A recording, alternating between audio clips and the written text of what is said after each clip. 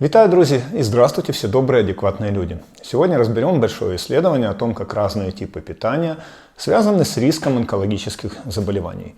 Взгляните на эту картину. Это то, что сейчас распространяется в социальных сетях. Выглядит убедительно. Вегетарианцы и веганы по сравнению с мясоедами меньше болеют 5 видами рака. Причем проценты довольно внушительные. Но это на первый взгляд. Если вчитаться внимательно в исследование, то все гораздо интереснее. И сразу скажу, что просто отказаться от мяса – это тоже не решение. Поэтому предлагаю заняться разбором этих фактов и сформировать четкое понимание, что действительно в питании может способствовать профилактике рака и почему так происходит. Теперь об исследовании.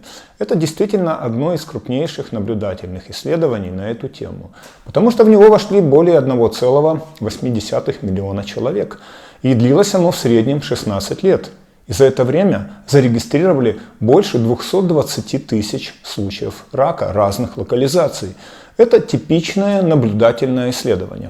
То есть людей не разбивали на случайные группы и не заставляли в течение 16 лет придерживаться определенного рациона, а потом не смотрели, какой у них из-за этого рак разовьется. Нет, смотрели они на группы людей, которые уже имели определенный тип питания и фиксировали частоту и локализацию рака по группам. По этическим причинам это единственно возможный тип исследования на людях. Его сильная сторона – массовость. Его слабая сторона – мы не можем сказать о причинно-следственных связях. Мы можем увидеть лишь ассоциации. Но и это тоже немало, другого-то нет способа. Людей в исследовании делили не просто на тех, кто ест мясо, и тех, кто не ест. Были мясоеды, были люди, которые не ели красное и переработанное мясо, но ели птицу. Были пескетарианцы, были вегетарианцы и были веганы. Какие же были результаты? Если смотреть на данные в целом, то у пескетарианцев, то есть у людей, которые ели рыбу, но не ели мясо и птицу, был ниже риск колоректального рака, рака молочной железы и рака почек. У вегетарианцев был ниже риск нескольких видов рака, в том числе поджелудочной железы, молочной железы, предстательной железы и рака почек. Но одновременно у вегетарианцев был выше риск плоскоклеточного рака пищевода, а у веганов выше риск колоректального рака. И это контринтуитивно, ведь многие думают, что вегетарианство и веганство – прямая панацея от рака. Давайте подробнее разбираться. Начнем с колоректального рака, потому что всегда считалось, что для этого вида более высокие риски у мясоедов, но все не так просто.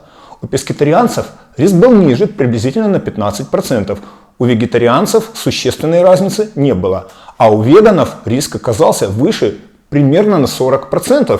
Только давайте не горячиться. Из этого факта еще нельзя сделать вывод, что веганство приводит к раку кишечника. Этот результат основан всего на 93 случаях. В большинстве отдельных исследований таких случаев было очень мало. Когда исключили первые 4 года наблюдения, эта связь ослабла и перестала быть статистически значимой.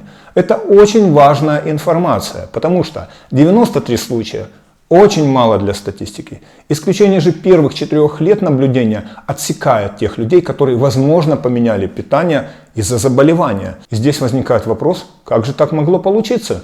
Брали мясо, а риск рака кишечника вырос. Первое возможное объяснение – кальций. Во всех когортах, где были данные по нутриентам, именно у веганов было самое низкое поступление кальция. А кальций и молочные продукты могут быть защитными в отношении колоректального рака. Второй возможный фактор – более низкое поступление длинноцепочечных омега-3 жирных кислот. И вот уже здесь можно сделать первый практический вывод. Сам по себе отказ от мяса еще не означает, что рацион автоматически стал лучше. Можно убрать один неблагоприятный фактор и одновременно получить дефицит по другим важным вещам. Есть и еще одна важная деталь. Отсутствие более низкого риска у вегетарианцев не обязательно означает, что роль красного и переработанного мяса исчезает. Авторы исследования отдельно обращают внимание на то, что мясоеды в этих когортах в среднем не были сильно перегружены переработанным мясом. То есть контраст между группами мог уже быть и не таким значительным. Но самый непонятный результат даже не в этом. У вегетарианцев риск плоскоклеточного рака пищевода был почти в 2 раза выше. Случаев было немного, всего 31, но этот результат сохранялся после исключения первых лет наблюдения и в анализе людей, которые никогда не курили. То есть это одна из самых устойчивых находок во всем исследовании. Что это может означать? Не то, что вегетарианское питание само по себе опасно, а то, что при плохо составленном рационе могут появляться слабые места. И авторы исследования обсуждают возможную роль более низкого поступления некоторых нутриентов, например, рибофлавина или цинка, а также, возможно, более низкого потребления белка. Кстати, они упустили одно важное состояние, которое бывает у вегетарианцев, о котором расскажу вам я. Недостаток железа. Недостаток железа может приводить к заболеванию пищевода, которое называется синдром Пламмера-Винсона. При этом в пищеводе формируются мембраны, которые постоянно травмируются. Это резко повышает риск рака пищевода. Но хорошая новость в том, что этот синдром обратим при устранении железодефицита. Конечно, это все предположение, но надо понимать, исключать продукты можно, но делать рацион неполноценным нельзя.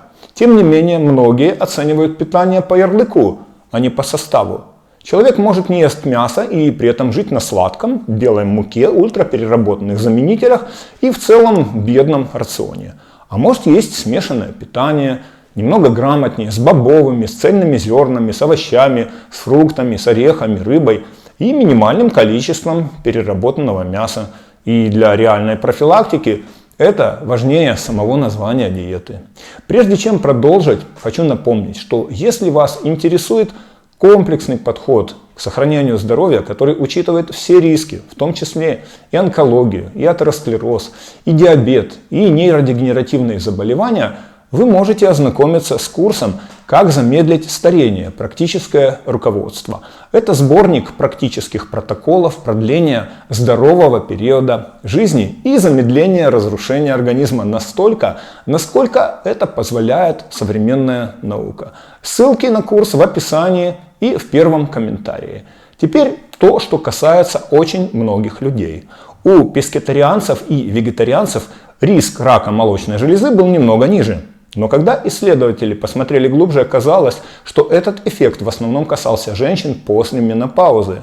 Тем не менее, после поправки на индекс массы тела, эта связь становилась слабее. Почему это важно? Потому что часть различий вполне может быть связана не с каким-то одним продуктом, а с тем, что у людей на таких моделях питания в среднем меньше избыток жировой ткани.